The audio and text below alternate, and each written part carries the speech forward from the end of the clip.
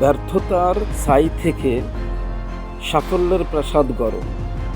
হতাশা আর ব্যর্থতা হলো সাফল্যের প্রাসাদের দুই মূল ভিত্তি।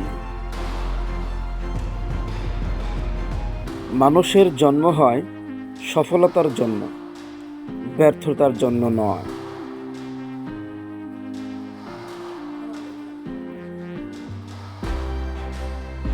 একজনের ব্যর্থতাই অন্যের সফলতার সোপান।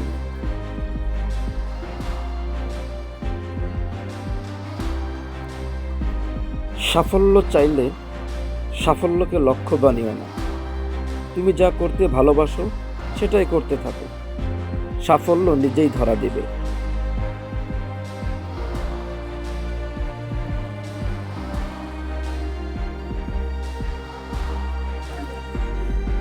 তুমি যদি তোমার সময়ের মূল্য না দাও, তবে অন্যরাও দেবে না। নিজের সময় ও প্রতিভাকে বাজে কাজে বিনষ্ট করা বন্ধ করো, তাহলেই সফল হবে। একমাত্র নিশ্চুপ লোকই তার সফলতা দিয়ে তাক লাগিয়ে দিতে পারে।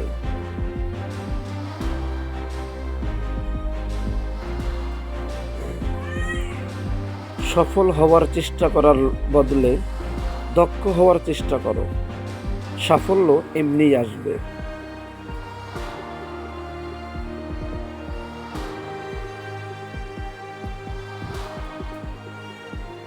আমাকে আমার সফলতা দ্বারা বিচার করো না। ব্যর্থতা থেকে কতবার আমি ঘুরে দাঁড়িয়েছি তা দিয়ে আমাকে বিচার করো।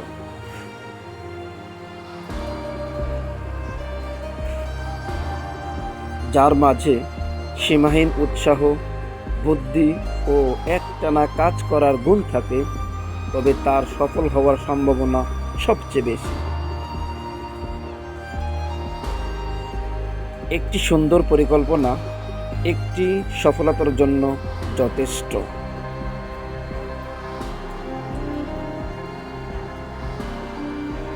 মানুষের জন্ম হয় সফলতার জন্য, ব্যর্থতার জন্য নয়।